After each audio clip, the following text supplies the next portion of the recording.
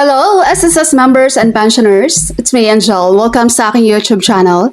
Last Friday, May 29, 2026, naglabas ng announcement si SSS tungkol sa SSS Expanded Relief Program.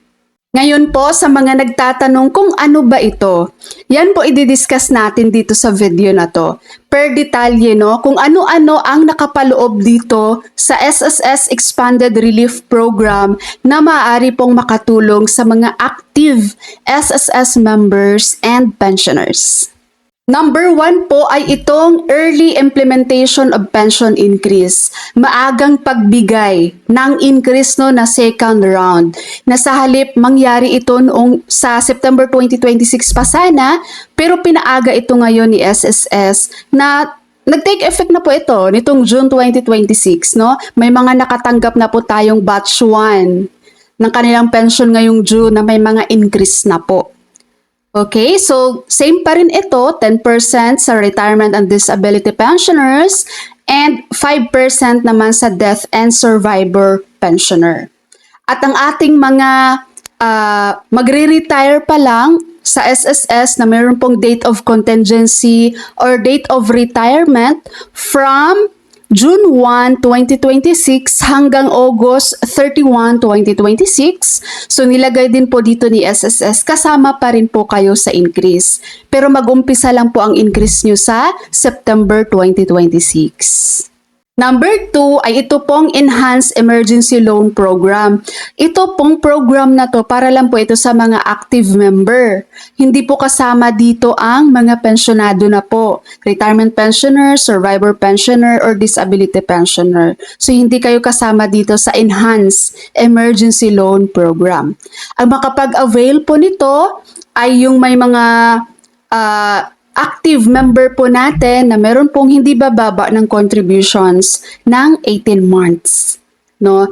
Kumbaga guys, dapat active pa rin kayong nagko-contribute dito. So hindi nyo kailangan ng at least 36 months contributions. Maka 18 months lang kayo, pasok po kayo dito sa emergency loan programs. Dapat po, yung 6 months na contributions nyo doon ay posted siya within the 12 months. And then, cover members dito kasama din po ang OFW with minimal past due loans up to 3 months amortization. So kung meron man kayong past due loan, basta hindi lang po yan mag-over sa 3 months, pasok po kayo dito sa emergency loan program. Number 3 naman, available din po sa kanila ang consolidation loan, conso loan, no? Ito po yung sa mga loan nyo guys na napabayaan nyo at laki na ng penalty. So mag-apply po kayo ng conso loan sa SSS. Ang application po nito ay via your SSS online account. So dapat meron kayong SSS online account.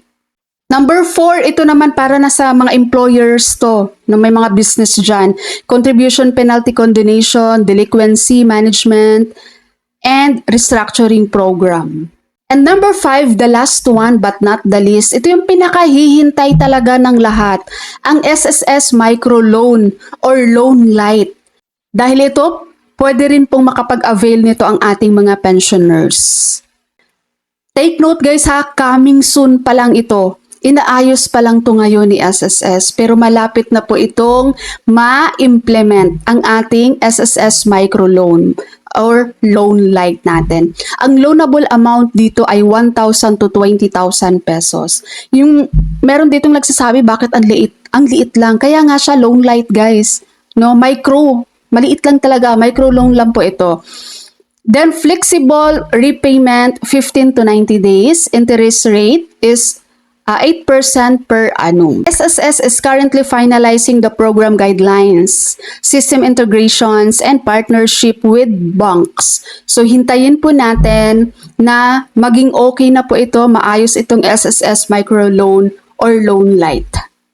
Kung naalala nyo guys, ang reason, ang purpose ni SSS kung bakit sila magkakaroon ng ganitong program, no, ang Microloan Light, ay para po maiwasan ng ating mga pensioners na magsangla ng mga ATM.